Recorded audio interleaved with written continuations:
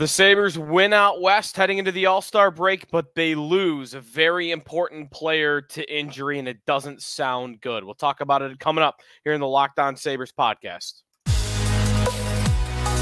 You're Locked On Sabres, your daily podcast on the Buffalo Sabres. Part of the Locked On Podcast Network, your team every day.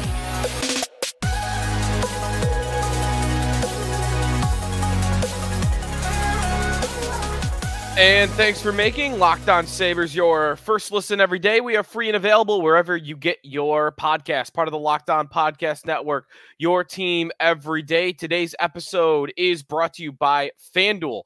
Make every moment more right now. New customers get $150 in bonus bets guaranteed when you place a $5 bet. Visit FanDuel.com/LockedOn to get started. The Sabres win 5-2 over the San Jose Sharks, but they lose a key player in Jack Quinn to injury. We'll talk about what we know on Quinn's injury and if he's going to exit the lineup, a look into how important that will be for the Sabres, how much he's meant to their team since he returned from an Achilles injury in the offseason. Again, we'll go through it coming up here in the Locked On Sabres podcast, recap the game, and Elliot Friedman with a trade rumor involving the Sabres for the trade deadline. That's a pretty dry trade rumor that I got a thought on coming up here on the show. If you want to check us out on our text line, we had some back and forths during the game today. Go to joinsubtext.com/LockedOnSabres. Sign up there. And then once you sign up there on the internet, then everything's through your phone text-wise. It's a text line. So you send texts back and forth. We go through trade ideas, and we have news updates, scoops, line combinations at practice, and my thoughts on that. Plus, of course, our back and forth during the games. Again, join subtext.com/LockedOnSabres to sign up. So the Sabres win 5-2. It was another slow start, and I got a lot to say on that coming up here on the show. But droughtology of the day, not so much a fact for droughtology of the day as much as a player that was very key during the Sabres drought is on another team. He's having the season of his life, and he scored again tonight at time of recording for the Florida Panthers. Sam Reinhart scored again tonight. He scored last night for Florida. He's up to 37 on the season. He cannot be stopped. Reinhart is having a year that he'll never maybe repeat because it's hard to. He's on pace for 62 goals. Reinhart has 20 power play goals on the season.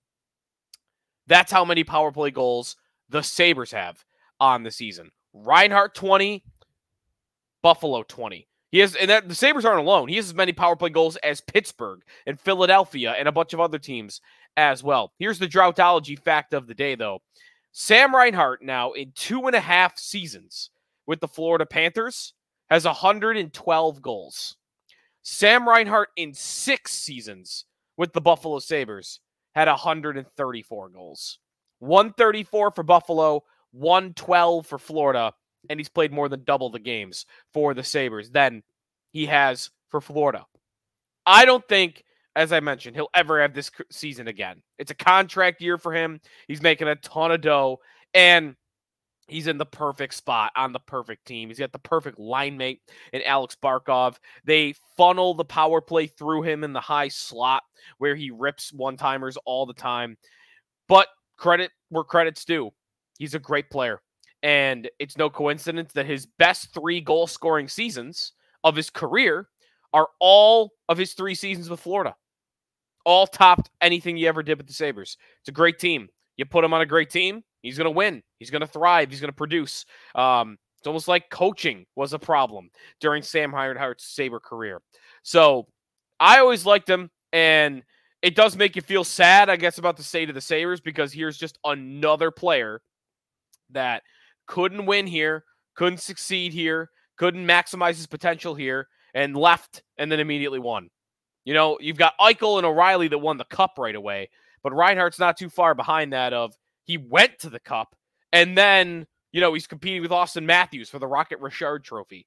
So good for him. I always liked him, and he's always been a great player. Hey, they could sign him back. Probably have to give him like $11 million, so not doing that. But he continues to produce 37 goals for Florida. So let's get to the Sabres, though, because we've got some positive vibes rolling into the All-Star break. Some, not a lot. 5-2 over the San Jose Sharks. So back-to-back victories going into the break. And this was another game where the Sabres got off to a really slow start. In terms of the scoreboard, in terms of the game itself, the first 8 minutes of action, the Sabres were all over San Jose. They had the puck. They generated some scoring chances. They were generating shots. At the time of the Sharks' first goal of the game by Marc-Edouard Vlasic, they had only had one shot on goal. That Vlasic goal was only their second goal of the game. And why did it go in? It's a slap shot from the wall. A perfect screen by Jacob Bryson in front of Ukko-Pekka Luukkonen. Just a dumb decision by Bryson. He didn't want to step in front of the shot enough to block it, but he did enough to block UPL. The worst play imaginable by Bryson contributed to that goal. And he and Ryan Johnson began the game together on a pair. Well, Bryson screwed up on the first goal, and then 2 minutes later, Jan Ruda takes a wrist shot from the point for San Jose, and same thing. I got another defenseman in front of Ukko-Pekka Luukkonen. This time, not only does he screen UPL, but Ryan Johnson decides to tip the puck. I don't know why he's even moving his stick over to where the puck is, and it's a perfect deflection down and past Ukko-Pekka Luukkonen. So you've got two defensemen on the same pair that equally contributed to the first two goals of the Sharks game. And it's 2-0 just like that, and you might have thought, oh, here we go again.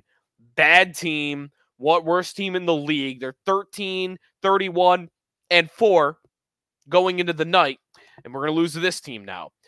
Credit to the Sabres for not letting that get them down. They came right back at it. They drove play the rest of the day because they're the better hockey team. They showed that, and they scored 5 unanswered goals. Kind of reminiscent to the LA game the other night. The difference here being that San Jose is actually legitimately bad. LA is, a playoff team at the moment. So they should have done what they did. But that's back-to-back games where they got down a couple of goals and then scored 4 unanswered, in this case 5 unanswered, to get the win. In this game, and this is why the Jack Quinn injury is so deflating, once again, it's a tremendous effort by the Dylan Cozens, JJ Peterka, Jack Quinn line. They ended up with 3 goals on the night, 2 by Peterka, and then Cozens with the empty netter. But to his credit, it was a nice empty netter. He toe dragged Logan Couture to get out of the zone and then get out off to the races to score. Peterka, though, he's finishing, man. In terms of goal scoring right now, Peterka and Skinner are the only players on this team that I trust to finish scoring chances on a consistent basis. Not even Tage. The only 2 guys, if they get a scoring chance, the guys I expect to score, Peterka and Skinner. And Peterka is now at 18 goals on the season. He is absolutely having that breakout year. He had a little bit of a slow stretch in December, and he's picked it right back up in the new year where he was in October and November. So good for him that he didn't go months while disappearing. He got right back to the scoring ways. And another guy to shout out here is Casey Mittelstadt. Sneaky stars of the game for me. I'm going JJ Peterka, Casey Mittelstadt, and I'm going to go with Alex Tuch as my other one. I thought Tuch on the forecheck was great. He had a goal himself. But Mittelstadt and Peterka were the 2. Mittelstadt, the board battle. I mean, the Jordan Greenway goal to make it 2-2 at the end of the first period, that is just Mittelstadt battling and getting a puck from a contested situation. The most wild transformation in a player from beginning of his career, guy that lost every puck battle imaginable, to now I expect him to win puck battles because Mittelstadt put on muscle. He understands how to use his body better, understands angles better, his hands in tight spaces he utilizes well. And that's what happened on that goal. He dug it out. He got it to Alex Tuck, who did a great move to get down to a pass angle to get it to Greenway, who was able to tap it in. That line had a pretty nice night as well. If I'm being real, the line that had the worst night, I thought, was the Tage Thompson, Jeff Skinner, Kyle Okposo night. The top two lines in this game were Middlestat, Greenway, and Tuck, and Cozens, Quinn, Peterka, if you're asking me. And the second of the Peterka goals, by the way, tic-tac-toe. I mean, Quinn to Cozens to Peterka, one-timer, and it's in the back of the net. Well, the tough thing to look at is that Jack Quinn got injured, and it didn't look good. What we know about it and what kind of impact I expect it to have when he likely misses games. That's coming up here on the Locked On Sabres podcast. We are presented by Indeed. Indeed.com. If you need to hire, you need Indeed. Indeed is your matching and hiring platform with over 350 million global monthly visitors, according to Indeed data, and a matching engine that helps you find quality candidates faster. And Indeed doesn't just help you hire faster. 93% of employers agree Indeed delivers the highest quality matches compared to other job sites, according to a recent Indeed survey. Leveraging over 140 million qualifications and preferences every day, Indeed's matching engine is constantly learning from your preferences. The more you use Indeed, the better it gets. Join more than 3.5 million businesses worldwide that use Indeed to hire great talent fast today. And listeners to this show will get a $75 sponsored job credit to get your jobs more visibility. Indeed.com/lockedon.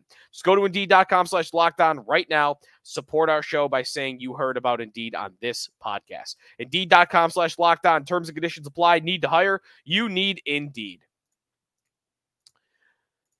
Today's episode of the Locked On Sabres podcast also brought to you by FanDuel Sportsbook. We are closing in on the big game. Conference championships are coming your way, and it is the perfect time to get in on the action with FanDuel, America's #1 sportsbook. Not just football, hockey is going, basketball. The golf season is picking up. They're playing in, Southern California and Hawaii and the islands, but you've got a lot of good golfers that are in action right now. Right now, new customers get $150 in bonus bets guaranteed when you place a $5 bet. That's $150 in bonus bets, win or lose. The app is real easy to use. Lots of different options. Live same-game parlays. Find bets in the new Explore tab. Make a parlay in the Parlay Hub, the best way to find popular parlays, and plenty more. So visit FanDuel.com/lockedon. Make your first bet a layup. FanDuel, official partner of the National Football League.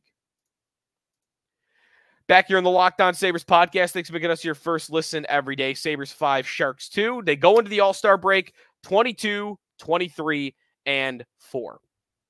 The big loss, though, in this game was the injury to Jack Quinn in the third period, and it didn't look good. Quinn does a little bit of he's at the point. He tries a spinorama to get around Tomas Hertl on the wall. And I actually was a little, wondering why didn't the Sabres stand up for Quinn? On first look, Hertl drives him in the numbers into the boards, and it looks like clear boarding hit from behind. I might still want somebody to jump in because it's a good player of yours that got hit along the boards and went down. Bad luck, maybe jump in. But when you watch it on replay, I don't know what Hertl's supposed to do. Quinn is the one that is spinning. Hertl, when he commits to the hit, he's facing, at least the side, but I even think the front of Quinn. But Quinn is doing a spin to try to get around him. So he spins into a hit from behind, and he's at that awkward position, that awkward distance from the boards where he doesn't go into the boards naturally. He awkwardly tumbles in. His right leg gets caught under him, his left leg, and it gets caught and kind of twists his leg, and he immediately goes down, grabbing his ankle area. Now, what Don Granato said after the game is that they'll know more tomorrow, but he's pretty confident it's not day-to-day. It's not a day-to-day thing. We're talking about potentially a long-term injury for Jack Quinn. Now, what I heard is they're going to start looking at the knee. Make sure ACL's intact, PCL's intact, MCL's intact. That's kind of what it looks like when his leg bent the way it did, right? But when Quinn grabs his ankle, you might think, well, is it his ankle? And my immediate thought was, oh, please don't be his Achilles again. Please don't be his Achilles again. The Achilles is so tough injury in sports, and he's already injured one. I don't know if that's the same Achilles, but, we'll see. It's also possible that he sprained his ankle and also tore his knee up in the process. Knock on wood. You hope that that's not the case. You hope maybe the worst, what's the best case scenario? Like an ankle sprain, right? And he's out a couple of weeks and then he's back. Fingers crossed that that's all it is. So we'll see, but it doesn't look good for a guy that already, tough for him. He battled to rehab his butt off to get back from an Achilles injury in the offseason. He only played this was his 17th game of the year. 5 goals, 12 assists in 17 games. I mean, he performed pretty well. And, that's an injury you could be rusty, coming back from. And he was on a pace of 25 goals and 58 points over 82 games. Had a couple of points on the night here against the Sharks. Only 1 point. Yeah, he only had 1 assist on the second Peterka goal. But he played well. He played really well. Some nice shots, some nice playmaking moments. And he also gave some comfort, I think, to Dylan Cozens when he came back. Cozens, since Quinn's come back, in 16 games, 5 goals, 8 assists for 13 points. I mean, that's a lot better than Dylan Cozens had been playing before, and much of that is spent with Jack Quinn. So I think the thing I'm worried about the most is Quinn having a devastating injury that knocks him out for the year, and Cozens not being Quinn reliant, but it really hurting Cozens that Quinn will miss time. And of course, this team has struggled to score goals all year. They need all the firepower they could get, and he's part of that firepower. So, I hope that Cozens is able to keep playing well, even if Quinn's not in the lineup. And I hope that somebody else is ready to step up. It's funny. It's not funny, but when Quinn originally got hurt, and I did a show in the offseason, okay, how are they going to replace this guy? Because I had him as the breakout candidate of the season. I'm really deflated that he's out again, because in July, I said that this is the guy. He's going to have the breakout year. And when he got hurt, I thought, okay, well, at least they have Victor Olofsson in the pipeline, and they haven't traded him yet because he can come in and help fill the goal-scoring acumen. And we just no ability to trust Olofsson right now. None whatsoever. I don't know how they replace Jack Quinn's production in the top 6. Middlestead, I guess, goes back up to the top 6, but that kind of hurts your third line. So it's a bad injury. I hope that it's who it happened to, especially because he had already been hurt. It's just an awkward play. Sabres could have gone after him, I guess. Hurdle on the play, but watching it back, I don't really blame the guy all that much. So that's what we're looking at. We'll keep you updated here on the Locked On Sabres podcast. As soon as we know anything, if you're a part of our text line, if you're a sortie, you can do that, by the way, going to joinsubtext.com/LockedOnSabres. Check us out there. The moment we know anything, we'll pass it along. We'll text it along. Anything I hear, too, I'll definitely pass along. So that's coming up. All right, before we take a timeout here, I want to remind you that hockey's not the only thing going on right now. We got the football playoffs. We got a lot going on. And Locked On's launched the first ever national sports 24/7 streaming channel on YouTube. Locked On Sports Today, here for your 24/7, covering the top stories of the day with the local experts of Locked On, plus our national shows covering every league. Go to Locked On Sports Today on YouTube. Subscribe to the first ever national sports 24/7 streaming channel. When we come back, a trade rumor. Not the most interesting one, but a trade rumor nonetheless. Here on Locked On Sabres, we are brought to you by eBay Motors. Passion, drive, and patience. What brings home the winning trophy is also what keeps your ride or die alive. eBay Motors is everything you need to maintain your vehicle, level it up to peak performance, from superchargers, roof racks, exhaust kits, LED headlights, and more. Whether you're into speed, power, or style, eBay Motors has got you covered. With over 122 million parts for your number one ride or die, you'll always find exactly what you're looking for. And with eBay Guaranteed Fit, your part is guaranteed to fit your ride every time, or your money back. Because with eBay Motors, you're burning rubber, not cash. With all the parts you need at the prices you want, it's easy to turn your car into the MVP and bring home that win. Keep your ride or die alive at ebaymotors.com. Eligible items only. Exclusions apply. eBay Guaranteed Fit only available to U.S. customers. Final segment here in the Locked On Sabres podcast. Sabres win 5-2 over the Sharks. One thing I failed to mention, by the way, that happened in this game, we got a fight. Kyle Okposo. How about it? Kyle Okposo, who got, in the third period, leveled then gets up and responds. Who was the guy? Sharks number 85. He gets up and he drills the guy back. He didn't have the puck at all. What I'm realizing now, they didn't give 5-minute majors. How is that possible? Because I'm looking at the box score. Who was the guy? And they didn't give a 5-minute major to the Shark guy. He clearly dropped the gloves. I don't know what was happening there. Either way, Okposo got up, drilled the guy back, and then, starts swinging. And, I immediately was concerned for him because he's had that concussion history, but he got through it okay. He did well. Skinner, meanwhile, is off doing who knows what in the corner. Got a bunch of Sharks chasing him around. Is it say anything? I'm not usually the guy to make this point. Does it say anything about this team and this group that the two guys that stand up for each other as much as anybody are the two old guys, Kyle Okposo and Jeff Skinner? Those two get into stuff.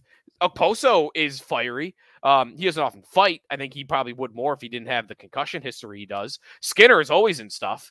So maybe it doesn't say anything. I don't need to make it anything more than it is. But good for Okposo standing up for himself on that hit. He's the captain. You might want someone else to step up for him, right?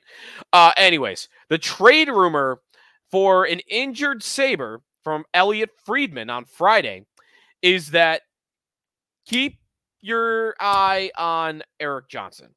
The radar. He put him on your radar is the way Friedman said it. And he also said that the Sabres will have options. I don't want to get too much into, I don't know how interesting it is to have Erik Johnson trade talk radio on the podcast here because, it's Erik Johnson. What are they going to get? A 5th, a 6th round pick? Nothing of consequence that to me makes it an interesting conversation at all about what they'll get for Erik Johnson, who is an unrestricted free agent at the end of the year. So, of course, you're going to trade him, right? He's a cup winner. Some GM is going to think he's worth something. He's probably going to make that team worse because that's what Erik Johnson is at this point in his career. But teams think that those veteran guys have value because they've done it before, right? Even though they're provably bad players. Johnson's a provably bad player. And whoever acquires him, I think will be hurting their team more than helping it. So, okay, what does it say, though, that Johnson could be available? It means we're headed for a trade deadline that's not going to be all that interesting. I think, most likely. Other guys that could be available. If you look at their UFAs, Okposo, but Okposo has kind of made it clear, I think, that his intention is to retire a Buffalo Sabre and his family's here, and I don't think he wants to go anywhere else. And they could have done it. They could have did this. Well, I guess they could have done this last year, right? Because two things. One, he was on a massive cap hit, and two, the Sabres were in a race, so they weren't selling. So maybe they could trade Okposo, but Okposo would have to want to do it. Zemgus Girgensons is a UFA. Maybe a team wants him for a 4th line. He's someone I actually think could help in a little bit of a way.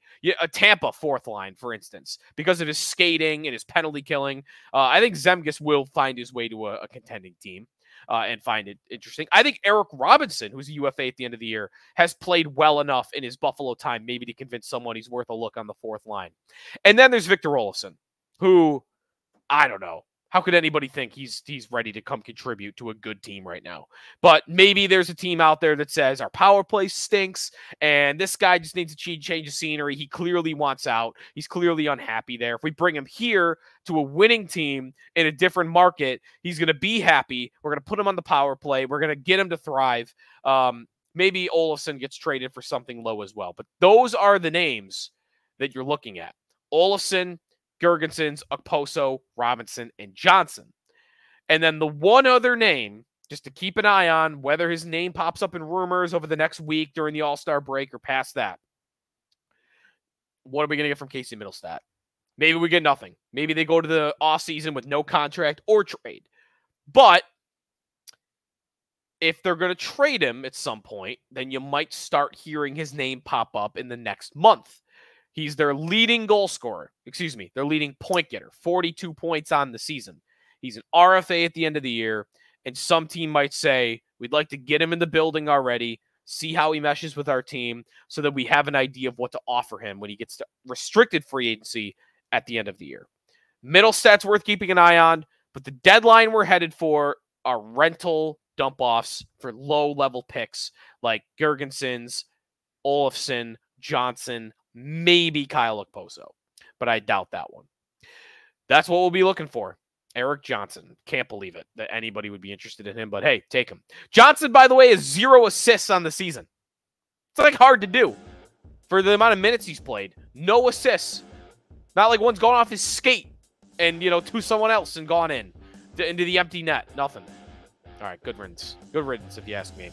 That's going to do it for us today here on the Locked On Sabres podcast, the All-Star break. We're getting some All-Star content. Also, will be a good time to talk some more about the state of the team, the future, rather than individual games. So we will keep rolling here through the next week. All-Star game, Darlene will be there. We'll talk about the skills competition stuff, I'm sure, as well. And the jerseys. I like the jerseys. I'll tell you why.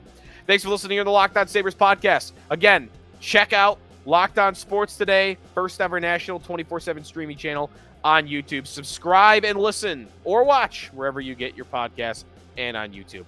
Thanks for listening. We'll talk to you next time here on the Locked On Sabres podcast. Part of the Locked On Podcast Network, your team every day.